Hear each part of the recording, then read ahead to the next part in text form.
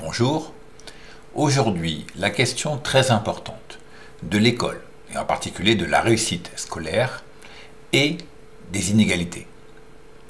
D'où viennent ces différences de réussite scolaire? C'est ce que nous allons voir ensemble. Tout d'abord, un tableau récapitulatif des diplômes en France en fonction de la catégorie professionnelle.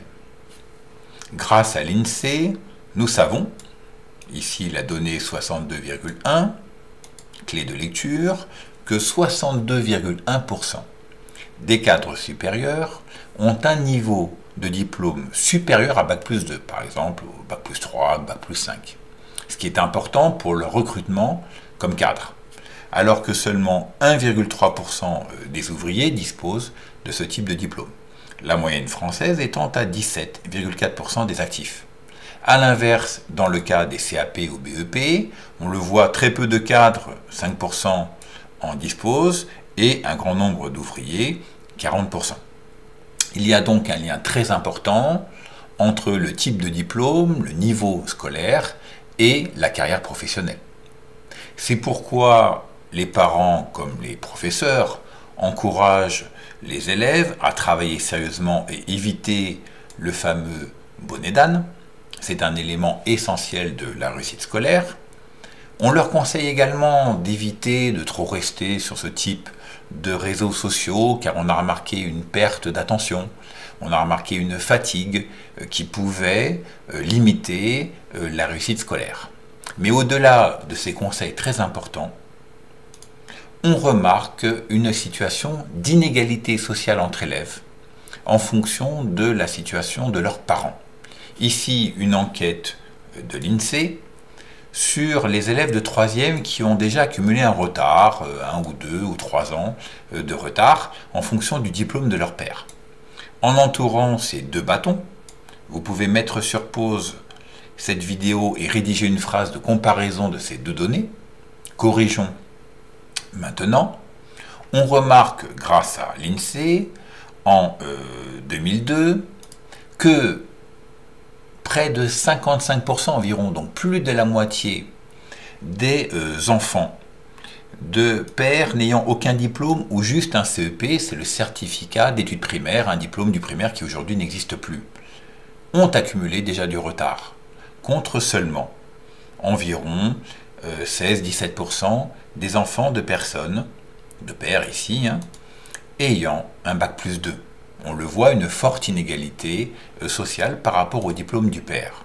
Il va falloir expliquer ce type de situation et on propose 3 grandes explications. Tout d'abord, le suivi scolaire parental, en particulier dès l'école primaire, qui est un moment où on pose les bases de ses connaissances pour, dans le futur, réussir dans les niveaux supérieurs. Ceci est pratiqué d'abord par les mères qui suivent leurs enfants. Or, lorsque l'on les interroge, 30% des mères qui n'ont aucun diplôme ou juste un diplôme du primaire se disent dépassées par l'aide aux devoirs, et cela dès l'école primaire. Le 30% à comparer à seulement 5% des mères diplômées du supérieur. Ça veut dire que là, on est face à une inégalité importante en fonction du diplôme de la mère qui peut plus ou moins aider son enfant dans les premiers pas de l'école primaire. Deuxième explication, le soutien scolaire et les cours particuliers, qui concernent 25% des lycéens en France, peut être important car à un certain moment donné de sa scolarité, on peut avoir des difficultés et un cours particulier peut aider à les dépasser. Mais évidemment, le problème financier se pose. Et beaucoup de personnes membres de milieux populaires, on pense aux ouvriers, agriculteurs ou employés, n'ont pas forcément les moyens de payer ce type de cours, ce qui ici introduit une inégalité de type financière. Enfin, une troisième explication très importante à laquelle on pense moins et pourtant fondamentale, c'est la transmission d'une culture générale par les parents, par des discussions sur l'histoire, pourquoi pas les sciences économiques, la culture littéraire. Un indicateur intéressant, c'est le fait d'aller au musée avec ses enfants pour compléter le cours vu à l'école. Inégalité encore ici très importante, seulement 11% des enfants d'ouvriers pendant donc leur enfance aller au musée, contre 52% des enfants de 4. On le voit ici, la culture générale, les sorties culturelles sont importantes pour la réussite scolaire et dépendent d'abord du niveau culturel des parents.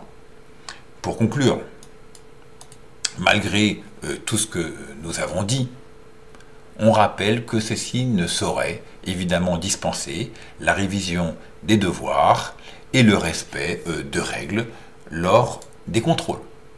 À bientôt.